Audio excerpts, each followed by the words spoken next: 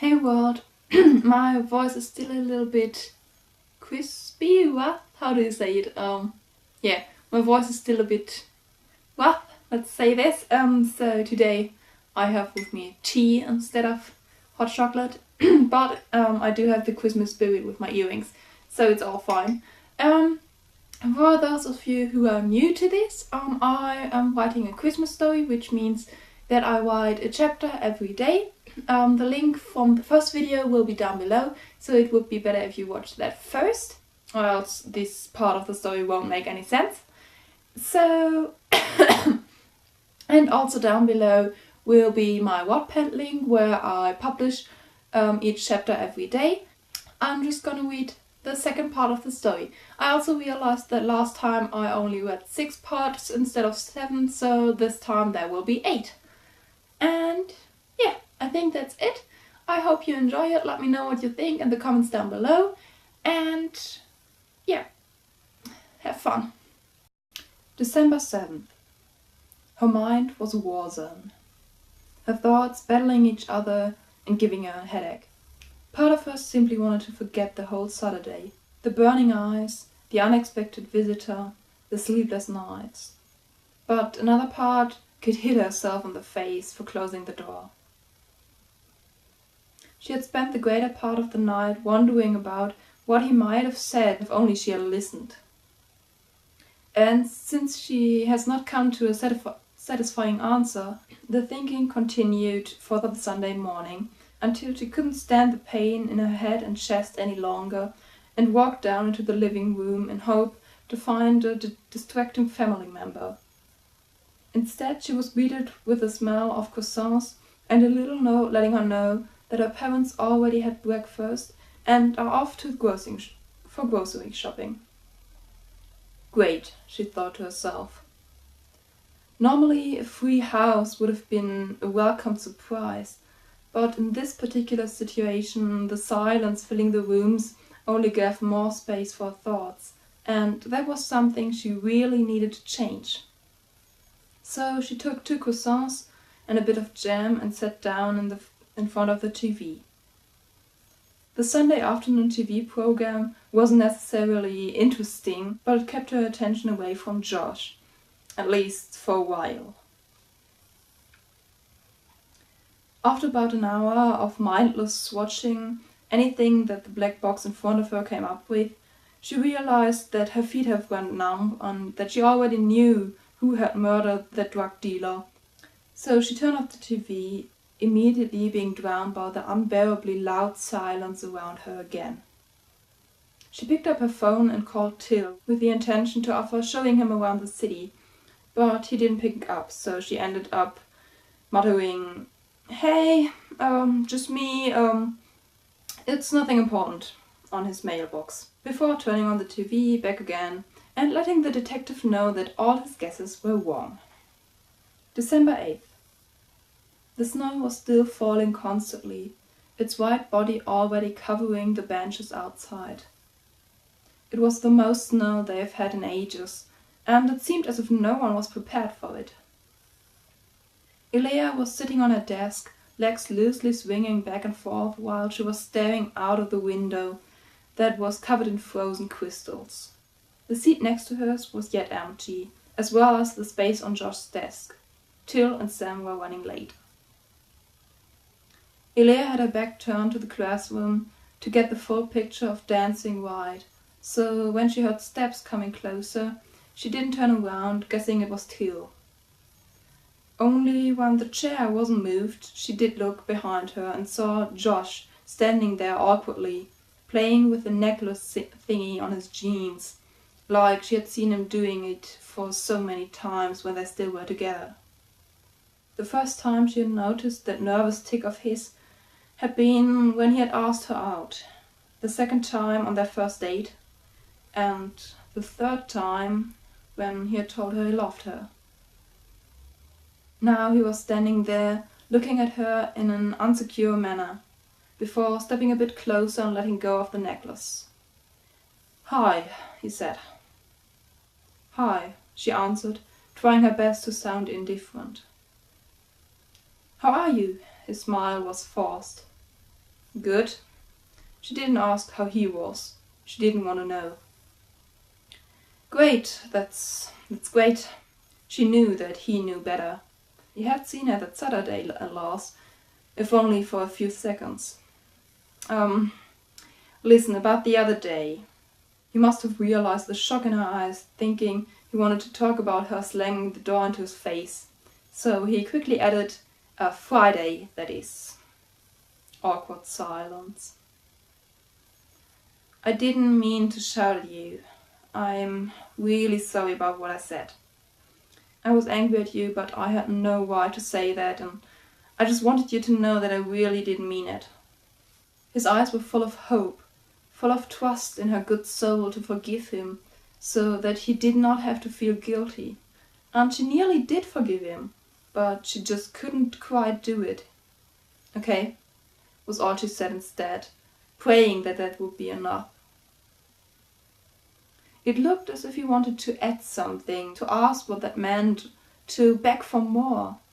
But that was the moment Till and Sam walked in, and seeing the two ex-lovers at the window, they quickly went over there to prevent any loud arguments.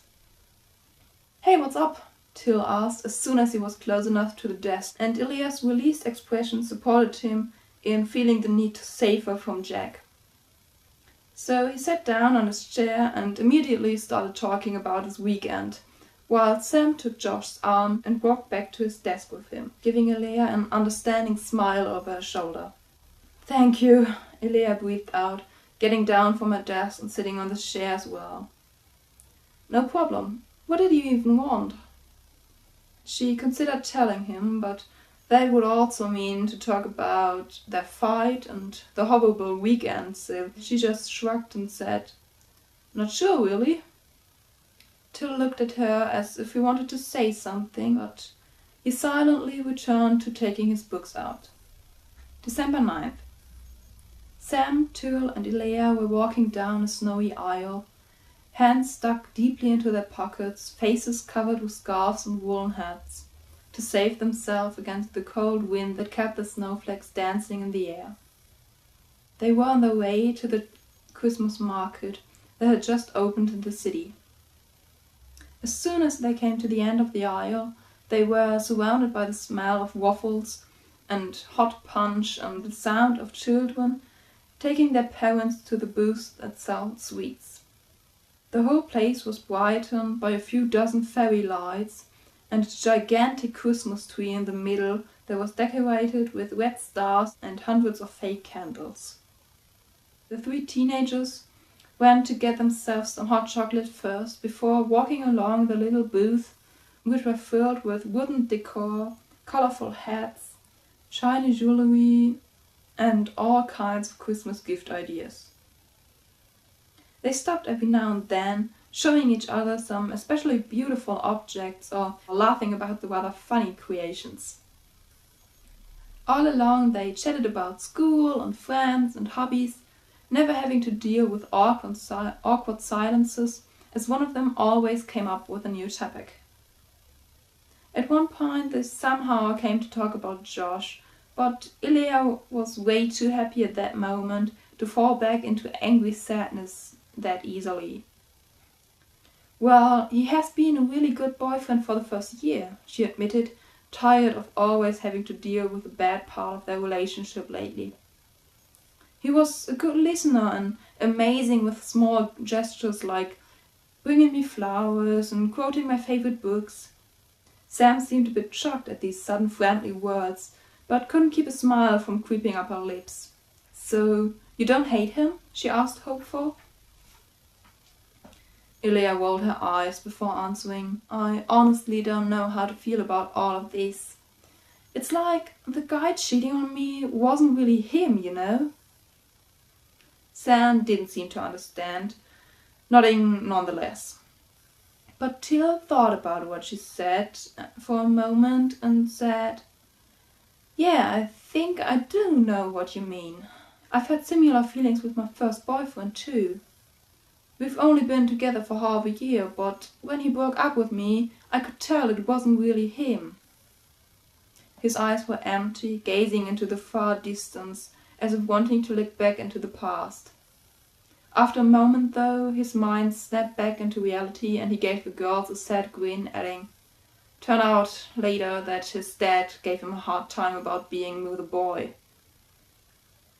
Sam just nodded, obviously already knowing about this, but Ilya looked at Teal full of interest and carefully asked, "Sorry, Teal, if this question sounds stupid, but if you had a boyfriend, does that mean you're gay? Or bi?" She felt weird asking such a personal question, but she just couldn't help it. She really hoped he didn't get it the wrong way. Thankfully, he didn't. He simply smiled at her and responded, "No, not really. I'm pansexual." She smiled back, but after a second of thinking about it, she had to ask, I'm really sorry. I'm afraid I don't know what that means." Her heart felt heavy as stone, and she began to nervously bite her lip because of how ignorant she must seem. How could it possibly be that she didn't know this? Till, however, shortly laughed and smiled his brightest smile. "Yeah, I get that a lot, don't worry. It basically means that gender doesn't play a role in love. I'm attracted to the character of the person, you know?" "Oh, okay. That sounds quite romantic. I like that. And sorry again." He opened his mouth, but that was when Sam called them over to one of the next booths to show them a golden necklace she found. So he simply smiled at her, and together they walked over to his sister. December 10th. It was a shockwave of silence. A tsunami she couldn't hear yet, but only see its building up reflected in the terrified eyes of her counterparts who had stopped mid-sentence to gaze over her shoulder. She knew it would be bad. She didn't want to turn around. She wanted to just continue their amusing conversation and ignore the storm behind her. But eventually she gave in to the tempting whisper of curiosity and slowly turned her head. At first she didn't even realize it, wondering what her friends might have been so shocked about, only seeing Josh and two of his basketball colleagues talk about their next game. But then it hit her. The purple mark on his neck, only half covered by his white jumper. It was like a slap into her face, a punch right into her stomach, letting her breathe out loudly and snap her head back immediately not have to look at it again. A hickey. He had a hickey. A fat, bright, enormous hickey. How could he dare come to school with this, without even covering it up, only a week after the whole class found out why the two had broken up? Wasn't he the one who didn't want to be judged? Didn't he say he was sorry for hurting her? Well, this surely didn't help. Shit. Tilt's hoarse voice broke the tense silence. "Yeah, shit," Ilya repeated. I'll let you two talk about this, okay?" he said, sitting down in his chair to focus on his homework. "He's not really good with things like this," Sam said, apologizing, putting an arm around Ilya and offering her the last sips of her chai latte. "Do you want to talk about how much of an asshole he is?" Ilya tried to smile, answering, "No, I don't think so. I think I just want to empty your chai latte and hope that no one noticed." And so they did. December 11th. Can you believe it? She didn't even give Till time to say hello before voicing her anger, which had been building up inside of her for the last 10 minutes, waiting for someone to support it, to feed that flame in her heart. Can I believe what? Oh, that was new. Till sounded annoyed, nearly angry. He didn't even give her a sleepy little side grin as a greeting. "Are you in a bad mood?" she asked, concerned. Seeing Till with that sad expression, shoulders down, brows together, lips in a line instead of a wide laugh, seemed so unnatural that she totally forgot her own anger for a moment. In response, he only shot her an empty glare, the first time he looked at her that morning. and murmured something about his dad before sitting down and repeating, "So, can I believe what?" Ilya wondered about him for a bit longer, then deciding to let him have his bad day like everyone else, and began to explain. "He isn't here. Yesterday he dared to come to school with that, and now he doesn't come at all. Maybe he's sick," he interrupted her fiery rant. She looked at him as if he had just stabbed her in the back. "What?" came the unmoved reaction. "It's damn cold. Everyone's getting sick." No, she wouldn't let his grumpiness take away her chance to get out her emotion. "No, he was totally fine yesterday. He's just a little coward who can't even stand up to the consequences of his own stupid behavior. He'd rather hide at home and wait till everyone likes him again." Her face was red with furious eyes, and she clenched her fists. "If you say so," was all Till said, and that somehow made all of Ilya's built-up feelings disappear with a pfft. "Yes," she answered rather weakly, and sat down next to him. December 12th. The next morning Ilya came into the classroom to find Till already at their desk, and next to him a helpless Sam trying to cheer him up. He had been in his bad mood for the rest of the day yesterday. His sunshine smile didn't even return when their last class got cancelled and they all had a big snowball fight instead. He had only been sitting on one of the benches a bit further away from the group and listening to music. And as it seemed, today wouldn't be any better. Ilya sighed before walking over to her friends. What was wrong with him? What had happened? "Good morning, sunshine," she smiled, sitting down at the desk in front of Till. Nothing. Not even a grin. "Sam, didn't you bring our little snowman here hot chocolate to warm his heart?" she asked, remembering his reaction to her bad mood a week ago. "Nope, didn't let me stop at any coffee shop."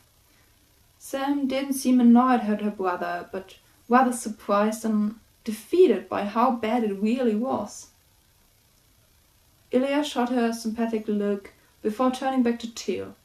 "Well, then it's clear why you're so grumpy. Here, take a bit of mine."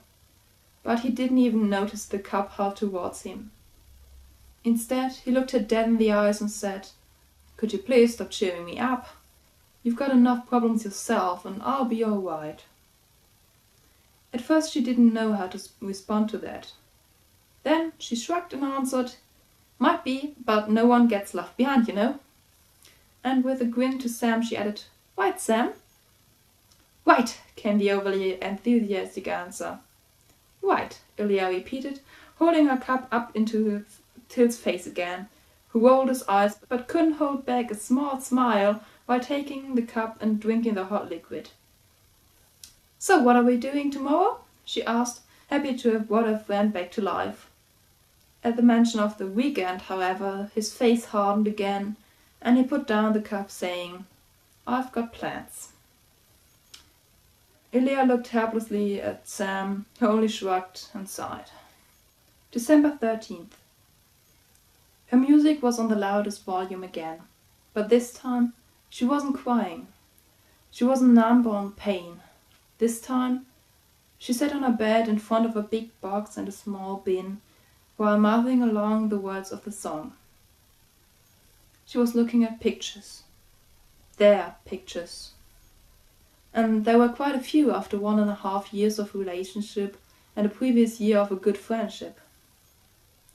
Photos of them smiling at the camera or at each other, photos of entwined hands, photos of brown eyes and pink lips, and of stolen kisses and lazy cuddles.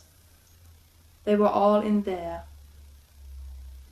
After the breakup she hadn't been able to throw them away, so instead she had just put them all into this black box that had been waiting under her bed ever since. Now she felt ready. She didn't plan on throwing them all away. The one of their first kiss was already glued into her diary, and she wanted to add some others to look back at her first ever relationship one day. But the bin was already filled with the other ones, the ones she couldn't stand watching, The ones where Josh had kissed her without warning and she hadn't even realized the camera until it was too late. She didn't want to keep those. Her mother came in with a plate of cookies, probably expecting to see her in the same state as the previous weekend. When she found her upright in her bed, actually doing something, she turned down the music a bit and sat down next to her, a hand on her shoulder but not saying a word. That's the great things with parents. As annoying as they might be, sometimes they just know to be quiet. They sat like this for a while, Elea continuing to rip the photos apart, and her mother just watching her, until Elea said, "He's got a new one." And her mom held her while the tears came back again. So, this was the second week of my Christmas story. Yes, I know it's all a little bit sad, but don't worry, there will be a happy end, I promise. I hope you enjoyed it. As I said, let me know what you think in the comments down below. And other than that, I hope you always can think of something to smile for every day. I hope you have an amazing week and I will see you soon. Bye!